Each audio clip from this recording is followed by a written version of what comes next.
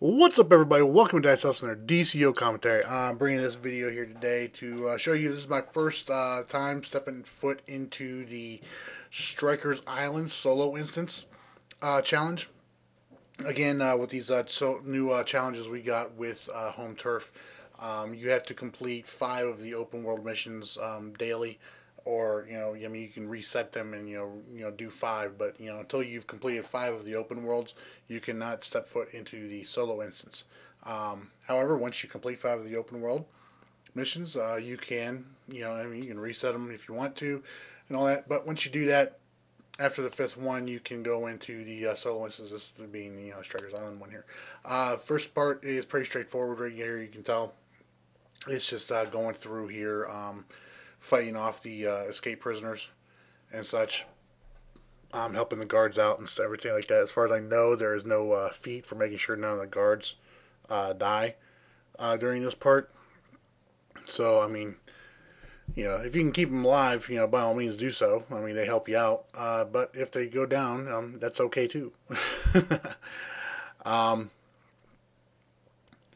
This is by far the easier of the two new solo instance challenges that we have here. Obviously, the ice chemicals one. If you guys have been watching by Trex's videos, the ice chemical ones is pretty difficult, and not just saying that because Trex did poorly at them. I had a hard time with it as well. My first time going through there, so yeah, it's nothing that Trex was doing wrong. That is a very difficult challenge, and this one can be very difficult too, especially if you pick the wrong shield to use going in here. As you will see, I do. Right here, basically, from what I heard them saying to me, the two guards in there saying that I knew I was going to be going up against Parasite. Now the shield, I'm pretty sure it depends which shield you take in there. It should be correlated on to whichever boss you end up going to fight there. As you see right there, I took that one, or the last one on the end, thinking that was the correct shield. Fortunately, you will see that is the wrong one. Right here, this part right here, this is pretty straightforward and easy. Like I said, this is the easiest of those daily challenges. You just go through here and bring the ads, kind of aggro the ads, kite them back over here towards this turret. Turret freezes them. You pick them up, carry them on in, and you're good to go. Right there. Like I said, I've said in previous videos, I like the added difficulty of these things. I like the fact that you can't just walk through these challenges. I mean, it's definitely not a as I mentioned to Orbit yesterday from the Full Metal Heroes channel. He plays over in the UK on the EU servers for the PS3. We were talking about this challenges and everything like that, and I'm glad that they're not just you can't just walk through them. That you definitely have to do some strategizing, and playing smart on them, simply because they'd just be less desirable to do if they were just easy. I mean, definitely not a 3.5 minute Star Labs run on these for sure. So as you can see right here, though, I definitely picked the wrong shield for this. I thought I was getting close to getting him right here, especially after I sewed it. I thought I was doing pretty well, or else I would have called in my orbital strike on him. But all of a sudden, he blocked me on that one shot, and that pretty much did it in for me right there. So I realized there that I had used the wrong shield, and decided to when I came back in, I was going to use the right one. Unfortunately, it starts you out right at the very beginning again. I don't know, to me, it would have been better if they had set it so that you started out if you got killed in the boss fight, that you started out after this part right here, instead of having to go through all these ads again. But I'm pretty sure maybe as as a slight this will learn you type thing is in regards to making sure you guys you pick the right shield. I have not experienced any of the other bosses. I believe Heatwave was one of the other bosses in here, and I think Metallo is another boss.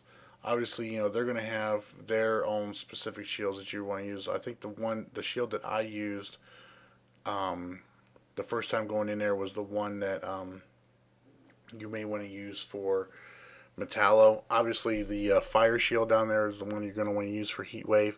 I'm not sure who the other boss is. I have a feeling it might be Captain Cold, considering that the fourth shield that you can pick from is a looks like it's an ice shield. So that would probably be the smart shield to go with for that. Basically, though, like I said, you want to go with the proper shield, and when you go into this boss fight here, and you see, it still says, I'm going up against Parasite, so I know this. So you got the fire and the ice shield right there. I decided to go with this shield right here because, it had the whole nuclear thing symbol on it. That told me that it had something to do with Parasite. I would have thought the biohazard symbol would have been more appropriate for Parasite, but obviously I was wrong.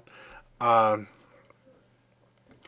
yeah, I'm curious, I want to know, what you guys think of these challenges. If you guys have done the dailies yet. It's been out long enough to where, you've done the 5 open worlds already, and should be able to get those, get